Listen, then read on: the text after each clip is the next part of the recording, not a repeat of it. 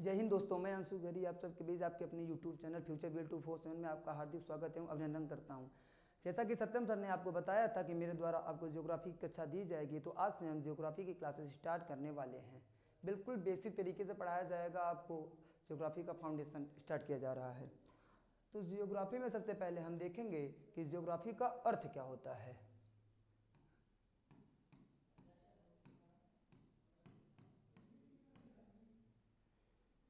Geography का अर्थ देखेंगे साथियों, तो ज्योग्राफी दो शब्दों से बना है, जियो प्लस ग्राफी। ज्योग्राफी को हिंदी में क्या कहते हैं दोस्तों? भूगोल। क्या कहते हैं? भूगोल। जियो का अर्थ होता है अर्थात पृथ्वी,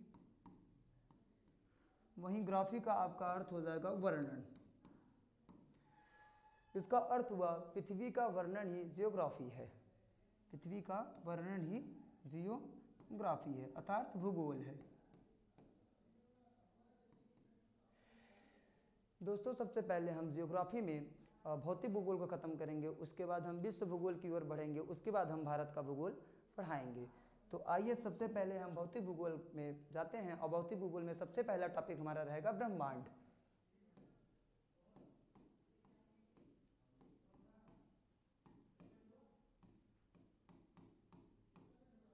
भौतिक भूगोल, इसके अंतर्गत सबसे पहला हमारा टॉपिक जो रहेगा वो रहेगा ब्रह्मांड।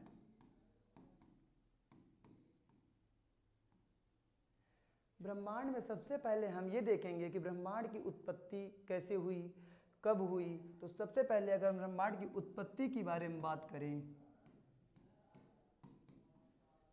तो आज से करीब 13.6 अरब वर्ष पूर्व,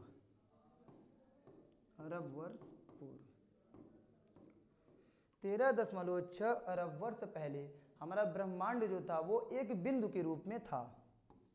एक बिंदु के रूप में था, जिसे क्या कहा जाता था? एकक। जिसे क्या कहा जाता था? एकक। तो एकक को इंग्लिश में कहेंगे सिंगुलरिटी। सिंगुलरिटी था। ये जो एक बिंदु था, इसमें जैसे हमारे पृथ्वी हो गई, ऐसे बहुत सारी खगोलीय पिंड जो थी उसका द्रव्यमान इस पे डिपेंड था, कई सारे तारों का द्रव्यमान इस पे डिपेंड था। तो जब इसका अत्यधिक, इसमें क्या हो जाएगा? तो अत्यधिक द्रव्यमान, इसका द्रव्यमान क्या हो जाएगा? अत्यधिक। जब द्रव्यमान अधिक होगा तो इसका जो घनत्व था वो अनंत घनत्व था, अनंत घनत्व था। जब घनत्व ज़्यादा हुआ तो इसमें आपका जो इसका आपका प्रेशर, दाब, वो भी अत्यधिक हुआ। जब दाब अत्यधिक हुआ तो इसका जो टेम्परेचर था वो भी अत्यधिक हुआ। इन सब के अधिकता के कारण अचानक इसमें विस्फोट होता है। इसमें क्या होता है? विस्फोट होता है। जब अचानक इसमें विस्फोट हुआ तो ये करीब 2 सेकंड से कम में भी जो आज का ब्रह्मांड है उसका विस्तार हुआ। ब्रह्मांड का विस्तार हुआ।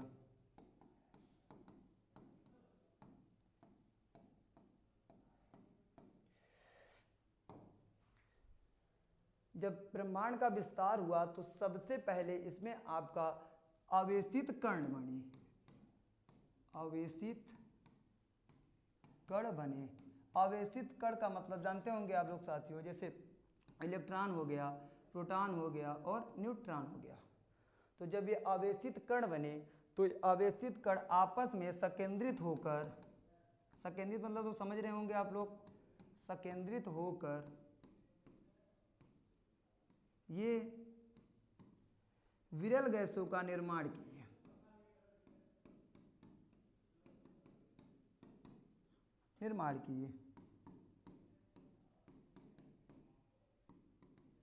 और विरल गैसों का जब निर्माण होता है तो वो निहारिका के फॉर्म में बदल जाता है, और निहारिका से ही तारे की उत्पत्ति होती है।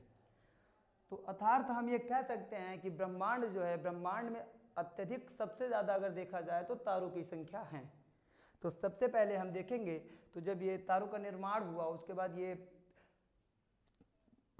तारों का निर्माण हुआ तो तारे का एक समूह बना जिसे आकाशगंगा कहा जाता है, फिर आकाशगंगा का समूह बना तो उसमें ब्रह्मांड कहा जाता है। तो आइए एक एक करके हम देखते हैं।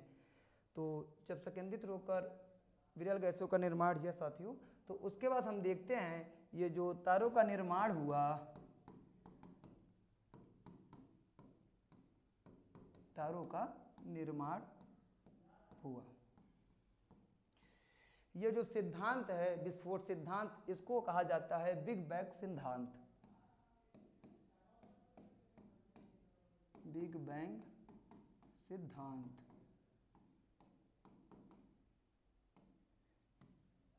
बिग बैंग सिद्धांत।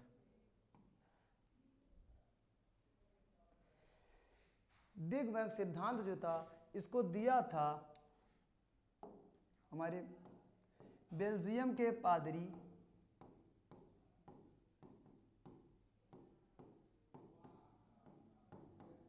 जॉर्ज लेमेंत्रे। जॉर्ज लेमेंत्रे। इसको कब दिया था मेरे साथियों? तो 1927 में। इसको कब दिया था? 1927 में। तो ब्रह्मांड का जब निर्माण हुआ तो धीरे धीरे आज से 13.6 अरब वर्ष पूर्व जब ब्रह्मांड का निर्माण हुआ तो ब्रह्मांड के निर्माण के बाद धीरे धीरे तारों का निर्माण होना शुरू हुआ। जब तारों का निर्माण शुरू हुआ तो तारों के समूह को ही क्या कहा जाता है? आकाशगंगा। आकाशगंगा क्या होता है? सबसे पहले हम ये देखते हैं साथियों। अगर आकाशगंगा के बारे में बात करेंगे तो अरबों तारों के समूह को आकाशगंगा कहते हैं।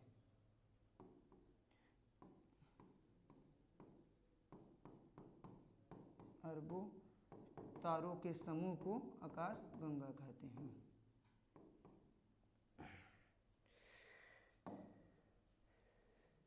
ये आकाशगंगा देखते हैं।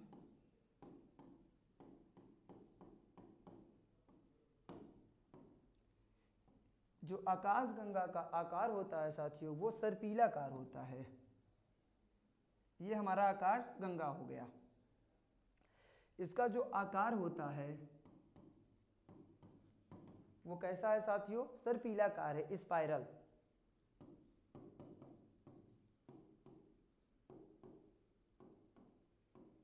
स्पाइरल। आप लोग स्पाइरल नोट्स तो जानते होंगे, तो उसी के आकार का हमारा आकाशगंगा है। तो आकाशगंगा में क्या है? जैसा कि हमने आपको बताया कि आकाशगंगा क्या है, तो ये अरबों तारों का समूह है।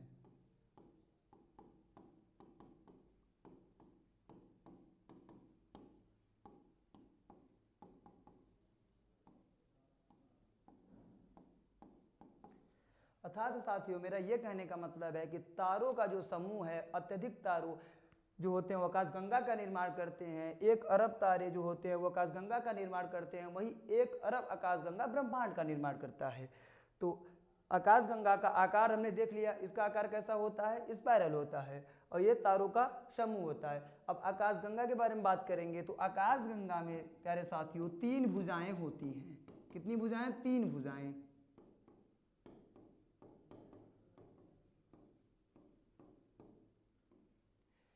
पहली भुजा हमारी बाहरी भुजा है, दूसरी भुजा हमारी मध्य भुजा है और तीसरी भुजा हमारी केंद्रीय भुजा है। तो सबसे पहले हम देखेंगे तो ये देखिए, ये जो हमारा पॉइंट है इसको कहा जाता है बाहरी भुजा।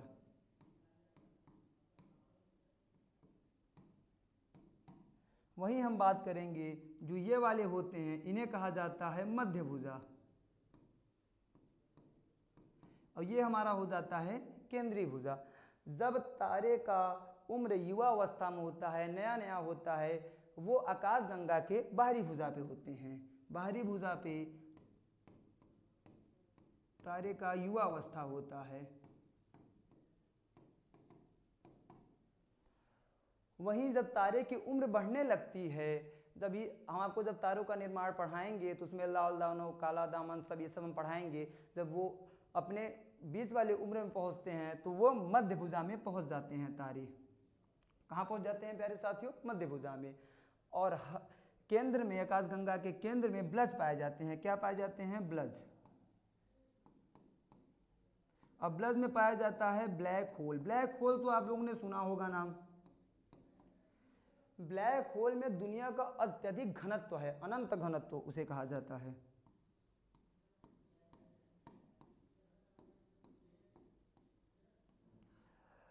साथियों बिल्कुल लाजवाब तरीके से देखेंगे, अगर तारों का जो भी तारे बनते हैं, जो भी तारों का अंत होता है, वो हमारे इस ब्लैक होल में होता है।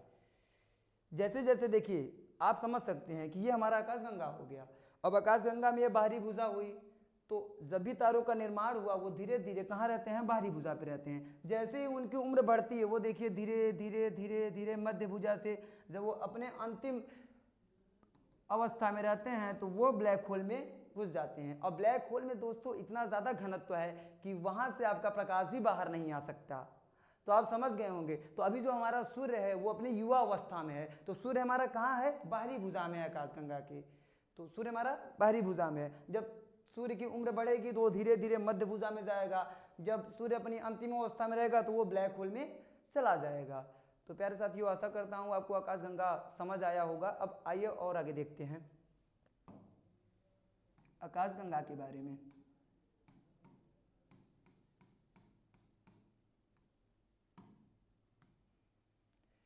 प्यारे साथियों यहाँ तो हम आकार बताएं आकाशगंगा का, आकाशगंगा का निर्माण कैसे हुआ ये बता दिए हम आपको, आकाशगंगा में क्या पाए जाते हैं, कितनी उसकी भुजाएं हैं, ये सब बताएं।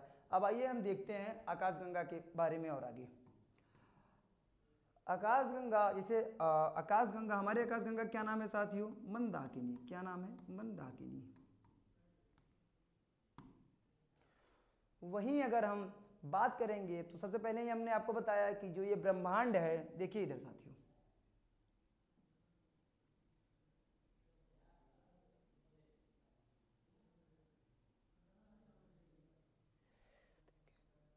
हमने सबसे पहले आपको बताया कि जो ब्रह्मांड होता है उसमें करोड़ों अरबों आकाशगंगा हैं और एक आकाशगंगा में करोड़ों अरबों तारा हैं। तो वहीं अगर हम देखेंगे तो सबसे पहले साथियों, तो ये जो मंदाकिनी है ये हमारी आकाशगंगा का नाम है। जैसे हम पृथ्वी पे रहते हैं, पृथ्वी ग्रह हो गया, तो हमारा जो सौर मंडल है वो सौर मंडल किस आकाशगंगा का पार्ट है, तो वो है मंदाकिनी का पार्ट। तो वहीं अगर आकाशगंगा के बारे में बात करेंगे तो आकाशगंगा के समूह को क्या कहा जाता है, अगर अरबों करोड़ों का समूह है तो उसे ब्रह्मांड कहेंगे, ठीक है। लेकिन वहीं अगर हम बात करेंगे कि 3 आकाशगंगा हैं, 3 आकाशगंगा हैं, तो इसे क्या कहेंगे, तो 3 आकाशगंगा के समूह को सुपर क्लस्टर कहते हैं। क्या कहते हैं, सुपर क्लस्टर। आइए हम देखते हैं अच्छे से सुपर क्लस्टर होता क्या है। जैसे ये हमारा आकाशगंगा हो गया जिसका नाम है मंदाकिनी। क्या नाम हो गया साथियों, मंदाकिनी। अब इसके सबसे करीब कोई आकाशगंगा है तो उसका नाम है देवयानी। देवयानी, ये कौन सा आकाशगंगा हो गया, देवयानी, ठीक है साथियों। अब देखेंगे तीसरा जो है आकाशगंगा वो है NGCH33। दूसरा सबसे नजदीक आकाशगंगा मंदाकिनी के ये है। अब ये 3 आकाशगंगा के जो समूह हैं उन्हें क्या कहा जाएगा, सुपर क्लस्टर। क्या कहा जाएगा, सुपर क्लस्टर।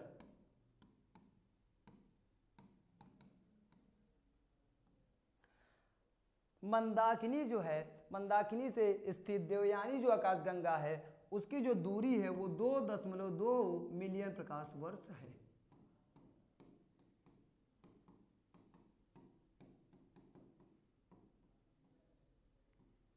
आशा करता हूं कि आपको आकाशगंगा समझ आया होगा। अब हम अपने अगले टॉपिक सौरमंडल की ओर आगे बढ़ते हैं।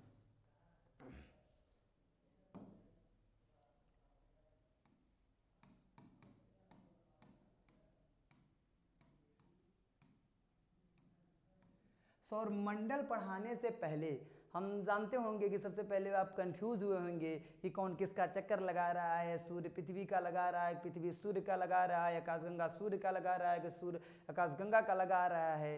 तो सबसे पहले हम दोस्तों अगर बात करेंगे तो जितने भी खगोलीय पिंड हैं, कोई भी खगोलीय पिंड है, कोई भी मेरे साथियों खगोलीय पिंड है, उसके पास खुद का गुरुत्वाकर्षण होता है, गुरुत्वाकर्षण बल होता है, और प्यारे साथियों को ये सब गुरुत्वाकर्षण बल के कारण ही, ये जिसका गुरुत्वाकर्षण पावर ज़्यादा रहता है वो अपनी ओर खींच लेता है पिंड को और अपने तरफ दीर्घवृत्ताकार में चक्कर लगवाता है। तो ये क्या करेंगे, चक्कर लगाएंगे।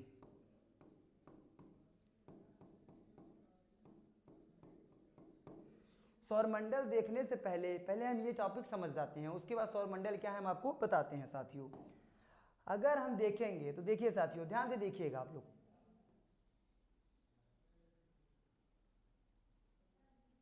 देखिए साथियों, ये हमारा क्या हो गया, आकाशगंगा, जिसका क्या नाम है, मंदाकिनी। क्या नाम हो गया, मंदाकिनी। मंदाकिनी, ठीक है। हमने आपको सबसे पहले बताया सूर्य अपनी युवा अवस्था में है, तो जो सूर्य है वो कहाँ पाया जाएगा, आकाशगंगा के बाहरी भुजा में। तो यहाँ हमारा सूर्य स्थित हो गया, ये हमारा स्टार हो गया, सूर्य हो गया। तो सूर्य क्या है साथियों, जैसा कि आप लोगों को पता होगा, सूर्य एक तारा है। क्या है, सूर्य एक तारा है। तो साथियों देखिए, सबसे पहले ये क्रम देख लेते हैं हम। जितने भी उपग्रह होंगे आपके, उपग्रह किसका चक्कर लगाएगा, ग्रह का। ग्रह आपका किसका चक्कर लगाएगा, अपने तारे का। और जो तारा होता है वो किसका चक्कर लगाता है, अपने आकाश गंगा का। अपने आकाश गंगा का। आशा करता हूं कि आपको यहां तक समझ में आया होगा। बिल्कुल लाजवाब तरीके से देखेंगे दोस्तों आगे की ओर कि जो ये सूर्य है ये अभी कहाँ स्थित है, यहाँ पे स्थित है। तो देखिए सौरमंडल का निर्माण कैसे हुआ, ये जानने से पहले हम पढ़ लेते हैं कि आकाशगंगा में क्या क्या पाए जाते हैं, उसके बाद हम सौरमंडल आपको समझाते हैं। तो ये हो गया सूर्य साथियों, ये हो गया सूर्य। ये जो हमारे छोटे छोटे हैं ये हमारे ग्रह हो गए, ये हमारे ग्रह हो गए। ग्रह का आप लोगों ने नाम सुना होगा, कितने ग्रह हैं, टोटल 8 ग्रह हैं। आपको पता होगा पृथ्वी, मंगल, बुध, जैसा कि सब आपको ग्रह का नाम पता ही होगा। तो देखिए साथियों, सबसे पहले सूर्य जो है वो अभी भी बाहरी भुजा में है, आकाशगंगा के बाहरी भुजा में स्थित है। तो ये जो आकाशगंगा है, सबसे पहले हमने आपको बताया कि आकाशगंगा में क्या है, तो अरबों तारे के समूह को आकाशगंगा कहते हैं। तो इसमें पता नहीं कितने अरब तारे होंगे, क्योंकि अरबों तारों का समूह कह रहा है, तो आप समझ सकते हैं कि 1 अरब तारों का समूह। तो अगर हम बात करेंगे तो सूर्य भी एक क्या है, तारा है। तो तारा है, तो जब सूर्य अभी अपनी युवा अवस्था में है तो ये बाहरी भुजा पे है। जब हम आगे की ओर बढ़ेंगे साथियों तो यहां हमें मिलेगा, सब जगह हमें तारों का समूह मिलेगा। तो सूर्य के समीप स्थित मतलब नजदीक स्थित तारों के समूह को क्या कहा जाता है साथियों, नक्षत्र। क्या कहा जाता है, नक्षत्र। टोटल नक्षत्रों की संख्या कितनी है, तो 27। और आपका 28वां अभी क्लियर नहीं हुआ है, ये क्या है, परिकल्पना है। परिकल्पना। 28वें का नाम क्या है मेरे साथियों, अभिजीत। अभी ये क्लियर नहीं हुआ है, केवल ये अभी परिकल्पना है, ऐसा हमारे विद्वान कहते हैं। तो आशा करता हूं यहां तक आपको समझ में आया होगा। तो नक्षत्र आपको समझ में आया, ये एक व्यवस्थित रूप में, एकदम व्यवस्थित रूप में एकदम हैं। ये जो तारे हैं, ये टोटल जो तारों का समूह है ये टोटल 27 हैं। तो ये 27 तारों के समूह जो सूर्य से समीप तारों के समूह को क्या कहा जाता है, नक्षत्र कहा जाता है। अब आगे अगर हम बढ़ेंगे साथियों तो यहाँ जो है आपका, यहाँ पे आपका एक और तारों का समूह है जिसे क्या कहा जाता है, तारामंडल। क्या कहा जाता है साथियों, तारामंडल।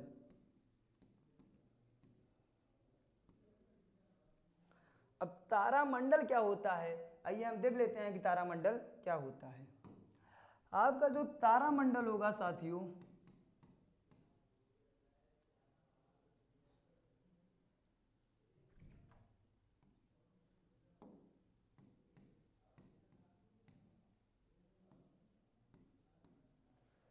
ऐसा तारों का समूह,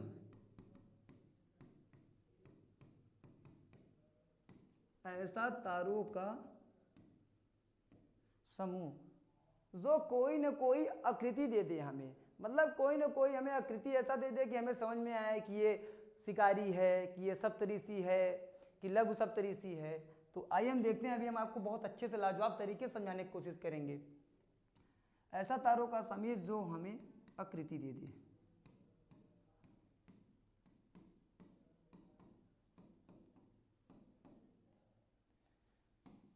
तो एक बार फिर से हम देख लेते हैं साथियों। ये हो गया हमारा आकाश गंगा। तो यहाँ हमने आपको क्या बताया, यहाँ क्या है, स्टार है। जो यहाँ वाला पार्ट है ये आपका क्या हो गया साथियों, नक्षत्र हो गया। क्या हो गया, नक्षत्र। सूर्य के इस समीप स्थित जो तारों का समूह उसे हम क्या कहते हैं साथियों, नक्षत्र कहते हैं। जब हम आगे की ओर बढ़ेंगे साथियों, थोड़ी आगे की ओर बढ़ेंगे तो यहाँ जब हम पहुंचेंगे तो यहाँ जो तारों को समूह उसे क्या कहा जाता है, तारामंडल। तारामंडल की जो संख्या है साथियों कितना है, तो 88 है, 88 है। तो आइए हम देखते हैं जो ये तारों का समूह होता है वो हमें आकृति कैसे देते हैं। तो जो यहाँ पे तारों का समूह है तो देखिए किस प्रकार के इन पे तारों का समूह है। सबसे पहले हम देखेंगे कि हंटर तारा मंडल, हंटर तारा मंडल, हंटर तारा मंडल। देखिए जो ये हंटर तारा मंडल है इसमें किस प्रकार की आकृति बनी है, सबसे पहले हम देखते हैं।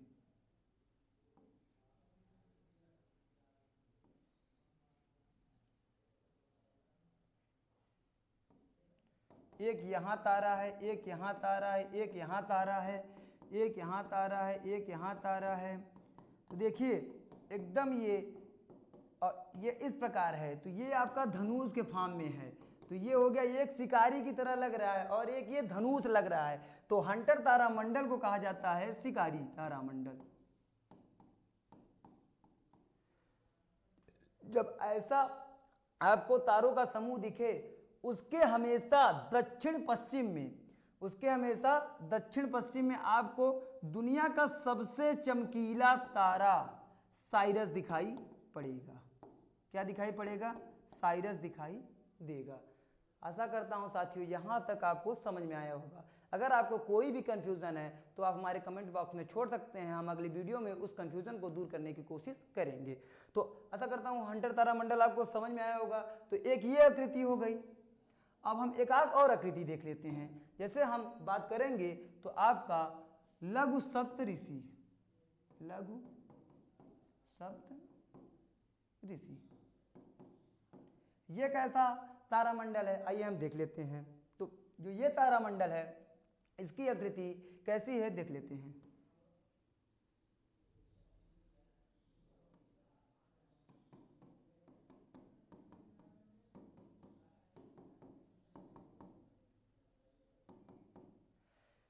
साथियों जैसा कि नाम से ही लग रहा होगा कि इसमें कितने तारे होंगे, सप्त। तो सप्त मतलब क्या होता है, अर्थात 7। तो जो लघु सप्तऋषि है इसमें कितने तारे हैं, तो ये 7 तारों का समूह है। कितने तारों का समूह है, 7 तारों का समूह है साथियों। देखिए हम इसलिए आपको लघु सप्तऋषि बताया, जैसा कि हमने आपको हंटर वाले में बताया कि उसके दक्षिण और पश्चिम दिशा में साइरस, दुनिया का सबसे चमकीला तारा अगर कोई है तो वो है साइरस। तो साइरस जो होगा वो कहाँ पाया जाएगा, आपके वनडे एग्जाम में क्वेश्चन हमेशा पूछता है, आप देख लीजिएगा। तो वो कहाँ, अगर वो पूछेगा कि साइरस कहाँ पाया जाता है तो ऑप्शन दे देगा, हंटर के दक्षिण पश्चिम में, हंटर के उत्तर पूर्व में। तो हमने आपको क्या बताया कि हंटर के दक्षिण और पश्चिम के बीच में क्या पाया जाता है, साइरस तारा पाया जाता है। ऐसे ही जो लघु सप्तऋषि होते हैं और दीर्घ सप्तऋषि होते हैं,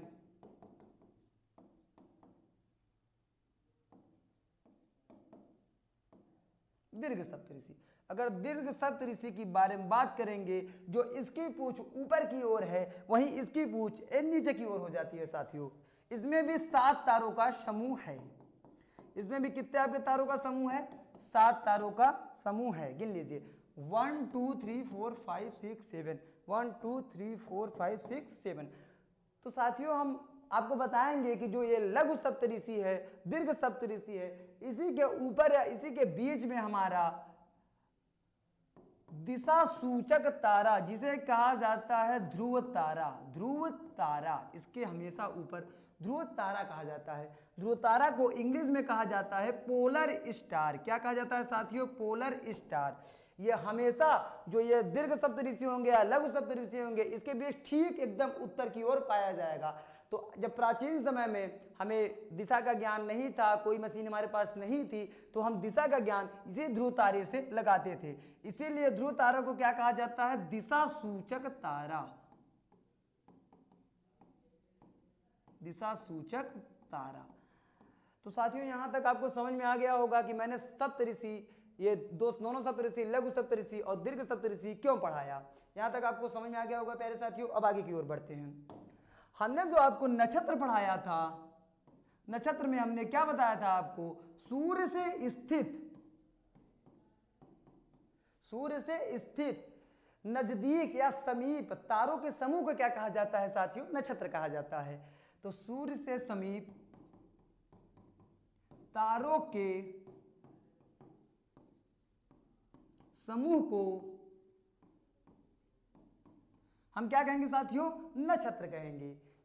आशा करता हूं कि आपको समझ में आया होगा। हमने नक्षत्रों की संख्या आपको कितनी बताई थी, 27। वहीं 28वां परिकल्पना है, मतलब इसे अभी मान्य नहीं किया गया। जो 28वां है उसका नाम क्या है, अभिजीत। क्या नाम है, अभिजीत। हम दोबारा इस टॉपिक को क्यों बता रहे हैं डिटेल में, आइए देखते हैं। क्योंकि ये देखिए जो हमारा आकाशगंगा है, हमने सबसे पहले आपको बताया था कि जितने भी तारे होंगे वो आकाशगंगा का चक्कर लगाएंगे। तो यहाँ हो गया हमारा सन, यहाँ हमारा क्या हो गया साथियों, सूर्य तारा। अब ये कैसे राउंडिंग करेगा, तो ये आकाशगंगा का ऐसे चक्कर लगाएगा, ठीक है। तो जो सूर्य का जो गति होगा, जो इसकी स्पीड होगी वो 250 किलोमीटर प्रति सेकेंड है। मतलब समझ सकते हैं कि 1 सेकेंड में पलक झपकते ही सूर्य 250 किलोमीटर दूर इतनी स्पीड से आगे वो चक्कर लगा रहा है। तो 250 किलोमीटर स्पीड से, तो अब आप सोच रहे होंगे कि ये ब्रह्मांड का चक्कर कितने समय में लगाता होगा। तो देखते हैं साथियों, ये आकाशगंगा का चक्कर ये कितने समय में लगाता है, तो देखते हैं। तो जो ये आकाशगंगा का एक चक्कर है उसे 25 करोड़ वर्ष में पूर्ण करता है। इसी 25 करोड़ वर्ष को ब्रह्मांड वर्ष भी कहा जाता है। क्या कहा जाता है प्यारे साथियों, ब्रह्मांड वर्ष।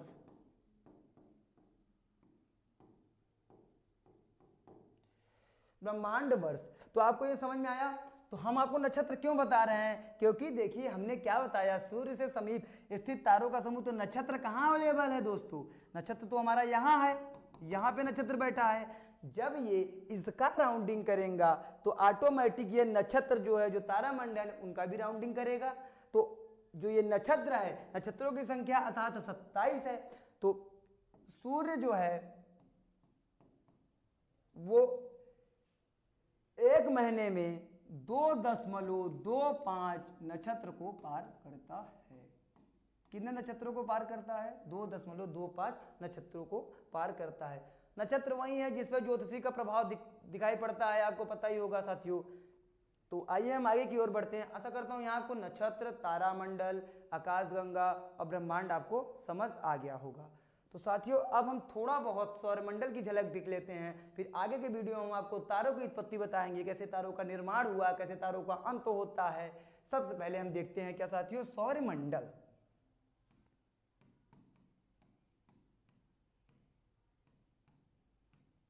सौरमंडल, सौरमंडल क्या होता है आइए देखते हैं। सौरमंडल देखिए साथियों, सबसे पहले हम बना देते हैं आकाशगंगा। ये हो गया आकाशगंगा, ठीक है साथियों। यहां भी हमारा क्या बैठा है, सूर्य बैठा है, सूर्य बैठा है। तो सौरमंडल का मतलब होता है, मतलब सौरमंडल आप समझ रहे होंगे, सौर का अर्थ सूर्य हो गया। तो जो सूर्य के अगल बगल के मंडल हैं उन्हें क्या कहा जाता है, सौरमंडल, जिसमें कई सारी ग्रहें हैं, उपग्रह हैं, क्षुद्र ग्रह है, उल्का पिंड है। तो आइए देखते हैं।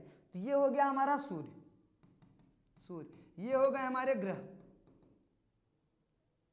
ये जो हमारा एरिया है यहां तक का, इसे ही हम क्या कहते हैं, सौरमंडल, सोलर सिस्टम। क्या कहते हैं, सोलर सिस्टम।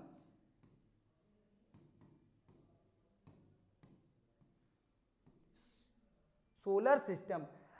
हमारे कई विद्वान आए, कई खगोलकी आए, जिन्होंने बताया, किसी ने जैसे हमारे एक टालमी थे, उन्होंने क्या बताया कि पृथ्वी चक्कर लगा रहा है सूर्य का। सूर्य, ये पृथ्वी स्थित है और जो सूर्य है इसका चक्कर लगा रहा है। हम कैसे मान सकते हैं साथियों, क्योंकि सूर्य तो बहुत बड़ा है, पृथ्वी तो बहुत छोटी है। और देखेंगे हम अगर, तो सबसे पहले तो जो सौरमंडल है, सौरमंडल का प्रधान सूर्य को बोला जाता है, क्योंकि सौरमंडल में जो केंद्र है, केंद्र में कौन स्थित है, सूर्य है। इसके अगल बगल जो है वो ग्रहों का समूह है। ग्रह क्या करते हैं, अपने तारे का चक्कर लगाते हैं। तो ये जो बताए, ग्रह सूर्य का चक्कर लगाता है, तारों का चक्कर लगाते हैं, पृथ्वी सूर्य का चक्कर लगाता है, ये हमारे महोदय कापरनिकस ने बताया था। कौन बताया था, कापरनिकस ने बताया था। कापरनिकस ने ये बताया था।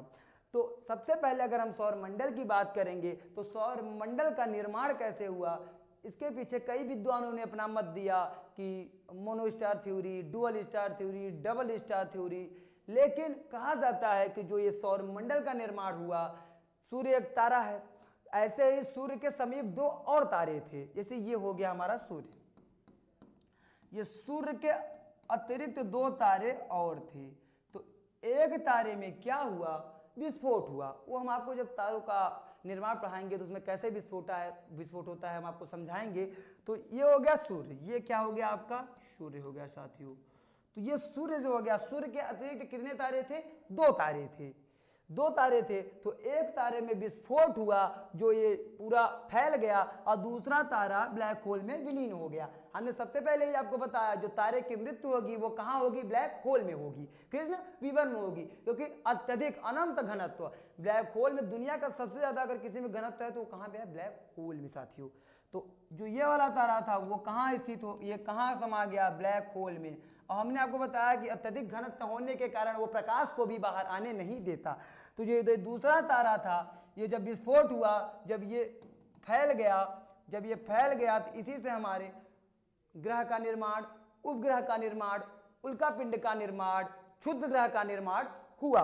तो जो अब हमने आपको बताया कि सबके पास जितने भी खगोलीय पिंड हैं उनके पास क्या है साथियों, गुरुत्वाकर्षण बल है। वो अपनी ओर क्या करते हैं, खींचते हैं। जैसे पृथ्वी के पास अपना गुरुत्वाकर्षण बल है, सूर्य के पास अपना गुरुत्वाकर्षण बल है। तो साथियों देखिए, तो अब पृथ्वी सूर्य से तो बहुत गुना छोटा है, तो सूर्य बहुत गुना बड़ा है। तो जब सूर्य बड़ा है तो अत्यधिक गुरुत्वाकर्षण बल किसके पास रहेगा, सूर्य के पास रहेगा। तो सूर्य ने क्या किया, जितने भी ये छोटे छोटे थे तो उनमें से जो ग्रह थे वो ग्रह की साइज थोड़ी बड़ी होती है क्षुद्र ग्रह से। तो जो ग्रह होते हैं वो सूर्य सबको, जितने छोटे छोटे पार्टिकल थे सबको अपने अंदर ले लिया, और जो थोड़े बड़े बड़े थे जैसे ग्रह हो गए, उपग्रह हो गए, क्षुद्र ग्रह हो गए, उनको वो अपने पास नहीं बुला पाया। क्योंकि गुरुत्वाकर्षण, अगर किसी के पास भी गुरुत्वाकर्षण बल होगा तो उसका अपना एक लिमिट होगा। तो जहां तक वो खींच खाच पाता है वहां तक वो खींचता है। देखिए, तो बात अगर हम करेंगे तो जब ये विस्फोट हुआ साथियों, छोटे छोटे ये हुए, तो ये सूर्य क्या हुआ, सबको अपनी ओर खींचता गया। जब सबके अपनी ओर खींचता गया तो साथियों सूर्य जो ये ग्रह थे उनको अपने पास दीर्घवृत्ताकार में राउंडिंग करवाने लगा। तो इसी में जो हमारे ग्रह थे, उपग्रह थे, क्षुद्र ग्रह थे, सब इसके करीब आकर राउंडिंग करने लगे। तो जो हमारे ग्रह थे वो सूर्य के चक्कर लगा रहे हैं, जो उपग्रह हैं वो ग्रह के चक्कर लगा रहे हैं, और जो क्षुद्र ग्रह है हमारा, क्षुद्र ग्रह साथियों को घबराना कुछ नहीं है। आपको केवल एक वीडियो में ग्रह, तारे, क्षुद्र ग्रह, उल्का पिंड, ये सब आपको केवल एक वीडियो में, धूमकेतु, पुच्छल तारा, जितने भी जो चीज होते हैं मैं एक वीडियो में पूरे कंफ्यूजन दूर करा दूंगा दोस्तों, और सबसे बेहतरीन तरीके से आपको समझ में आएगा। ये हमारा आपसे वादा रहा। देखिए साथियों, जो हमने क्या बताया कि दो तारे और थे, एक तारा कहाँ घुस गया, ब्लैक होल में, एक तारा विस्फोट हुआ। तो जब ये फैला तो सूर्य अपने गुरुत्वाकर्षण के कारण सब जितने भी खगोलीय पिंड थे छोटे मोटे उनको अपने पास खींच लिया, और वो राउंडिंग करवा रहा है। यहाँ तक प्यारे साथियों आपको समझ में आया होगा, आशा करता हूं। तो जो ये सूर्य के अतिरिक्त दो तारे थे, इसे क्या कहा जाया, कौन सा थ्योरी कहा गया, तो इसे कहा गया double star theory. Double star theory इसको किसने दिया था, तो इसको दिया था लाल प्लाक्स ने। आशा करता हूं साथियों कि आपको ब्रह्मांड, आकाशगंगा और सौरमंडल समझ आया होगा। अब नेक्स्ट टॉपिक में हम बात करेंगे तारों की उत्पत्ति कैसे हुई। ठीक है साथियों, इसी सब टॉपिक के बाद हम तारों का निर्माण पढ़ेंगे, उसके आगे हम पृथ्वी की आंतरिक संरचना पढ़ेंगे। तो धीरे धीरे जो है हम अपना टॉपिक कवर करेंगे। ठीक है साथियों, जय हिंद साथियों, मिलते हैं नेक्स्ट वीडियो में। तारों की उत्पत्ति वाला वीडियो रहेगा आपको। जय हिंद दोस्तों।